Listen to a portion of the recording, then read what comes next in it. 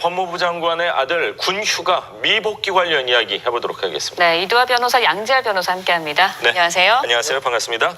자, 추미애 법무부 장관의 아들 군대 휴가 미복귀 관련해서 새로운 증언이 나왔습니다. 당시 당직병의 폭로 인터뷰 영상이 공개가 됐는데 영상 먼저 보시죠. 지금 복귀해야 되는데 지금 복귀 안 하고 있는 거 아니야? 그래서 뭐 너무 그냥 당연하게 그냥 안 달려들래 뭐 집이 이제 서울에 있다 이렇게 말을 하길래 그는 지금 택시를 한번 타고 올 수 있으면 오라고 그렇게 지시를 하니까 알았다 뭐 이런 식으로 대답을 하길래 대의감을 들어오더니 미복귀 이런 걸 추궁하는 게 아니고 대려 휴가는 이제 내가 처리를 했으니까 미복귀 이렇게 하지 말고 휴가자로 해가지고 올리라고 지시를 해서 그렇게 진행했습니다. 설마 중에 당대표가 모양 빠지게 직접 통화를 했겠냐 말겠냐 이런 얘기가 있었는데 아니 내가 알기로는 중에 당대표가 직접 전화했다 이렇게 소식을 전하길래 저희가 야 역시 멋있다.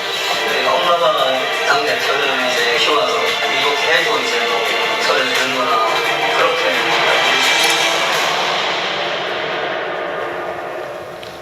네, 김도읍 의원이 공개한 영상 자료에 따르면 추 장관 아들도 휴가 미국 복귀 사실을 알고 있었다 이렇게 얘기를 하고 있습니다.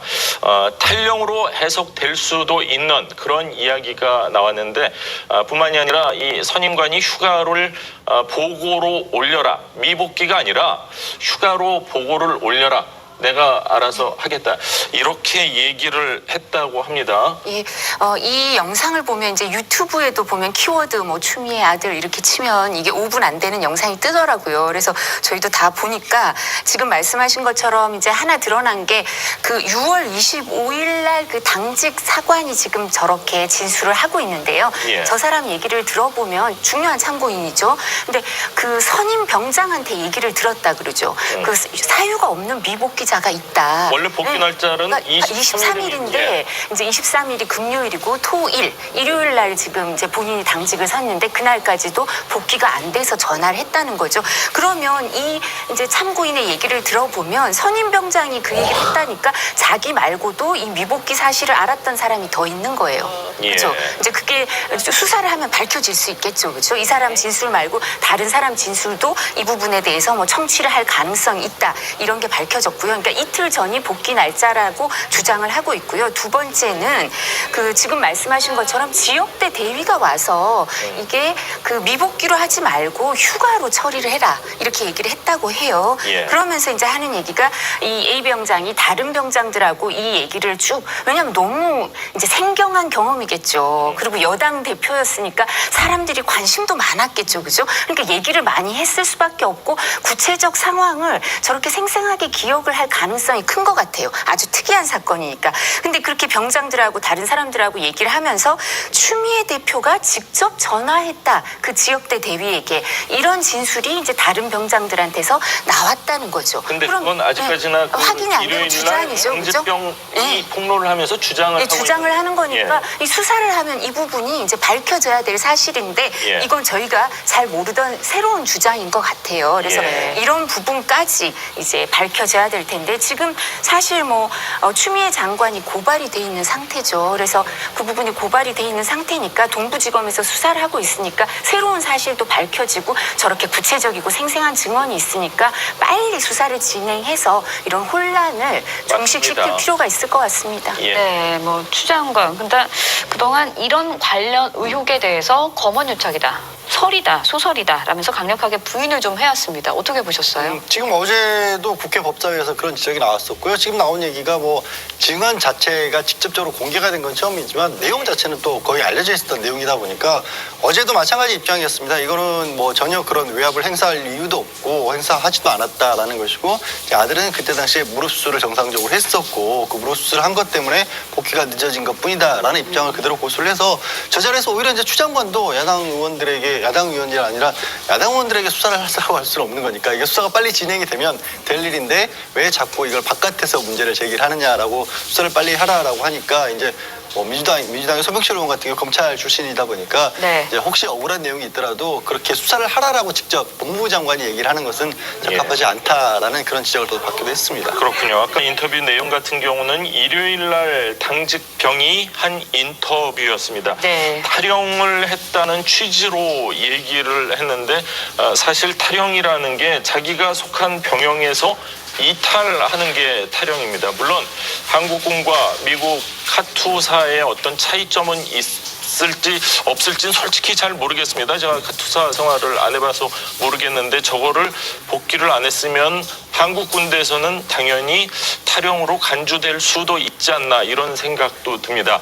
자, 추미애 법무장관 지난 25일에 열린 법사위에서 아들 군 의혹이 제기되자 아주 설전을 벌였습니다. 그 당시 모습 잠시 보시죠. 인사청문회에서 말씀하신 게 있는데 그걸 보도록 하겠습니다.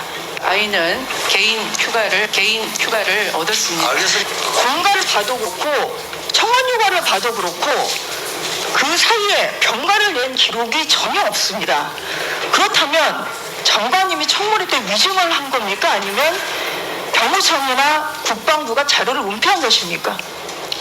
아마도 그 개인 자료에 대해서는 개인정보보호법상 의원님이 자료를 구할 수 없기 때문에 이제 저렇게 외곽으로 원래의 공공의 신점을 수정하기 위해서 수정하기 위해서 저렇게 하신 모양 같은데 이 부분에 대해서는 검찰이 지금 당장 수사를 하세요. 수사를 하십시오. 검찰에서 하십시오. 아니 법무부 장관은 수사를 하는 수사 사람이 지휘를 아니죠. 구체적 수사 지휘 지금 총장에서 하고 계시지 않습니까? 그것도 마찬가지로 지휘권 발동을 하세요. 관련해서 수사를 하면 다 밝혀질 일이에요. 2017년 6월 25일 이전에 그 전에 아드님이 언제 네, 아들의 군 휴가 미복귀 문제에 대해서 검찰에서 수사를 하십시오 했지만 아직까지 검찰에선 특별한 진전이 없고 추미애 법무부 장관 아들도 아직 소환 못한 그런 상황인 거죠? 예, 참고인들은 다 조사는 했습니까? 예, 이게 이제 청문회 때쯤 해서 사실은 미래통합당에 이제 제보가 많이 들어와서 사실은 청문회 때도 이 부분이 문제가 되고 미래통합당에서 1월 3일 날 원래 1월 3일 날 추미애 장관을 위계에 의한 공무집행 방해죄, 근무기피 목적 위계죄의 공동정범, 근무이탈죄의 방조범, 근무기피 목적 위계죄로 고발을 했어요. 1월 3일 날.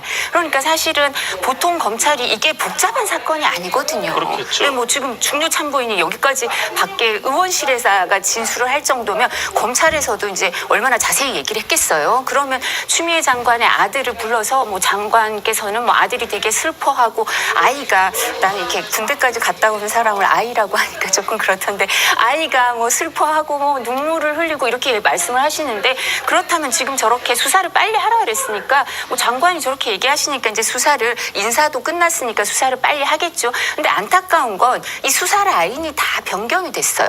뭐 동부지검장은 이제 법무차관으로 와서 그 차장 검사가 동부지검장 대행을 하고 있었는데 이제 이번에 사표를 썼다 그러죠. 사의를 표명했다 그러고 그 밑에 있던 사람들도 다 이제 이동을 하니까 형사 일부장 같은 경우는 네. 인권감독관으로 그러니까 동부지검 부장에서 북부지검 인권감독관 이렇게는 잘 안 할 것 같은데 그리고 오히려 또 어떤 게 있냐면요. 본인과 관련된 수사니까 오얏나무 아래서 각근을 고쳐매지 말라 이런 심정으로 공직자들이 보통 이제 그런 연속성이 있어야 된다. 왜냐하면 쭉 바뀌면 수사가 또 지지부진해지고 시간이 끄니까 이제 파악하려면 시간이 걸리니까 보통 그냥 놔둘 가능성도 있거든요. 근데 이렇게 이동을 다 하니까 이제 새로 또 파악을 하셔야겠죠. 그래서 아직 뭐 소환 일정도 안 잡혔다니까 좀 봐야 될 것 같은데 지금 좀 이상한 거는 이제 전주혜 의원이 그 이제 법사위에서 하는 얘기를 들어보면 그 공가나 청원휴가 사이에 병가를 신청한 기록이 없다는 거죠. 그런데 거기에 대해서는 해명을 정확하게 안 하고 뭐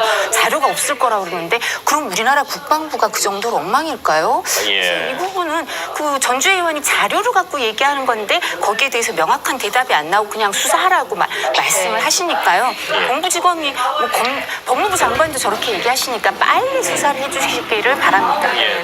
동부지검 형사 서울지방 1부장에서 북부지검 인권감독관으로 갔으면 좌천이라고 볼 수는 없을 것 같아요. 같은 서울 내에서 인사 이동이 있었으니까요. 뭐 그걸 이제 검찰이 어느 직으로 가면 언론에서는 평하기 좋게 뭐 좌천이라는 표현을 쓰고 있지만 예. 공무원이 어느 자리로 옮겼다는 걸 또 무조건 그렇게 볼 수는 그리고 서울에 없는 있다 지방을 가고 지방에 있다 서울에 오고 순환 근무는 또 이루어지는 순환 근무는 거니까요. 매번 하거든요. 맞습니다.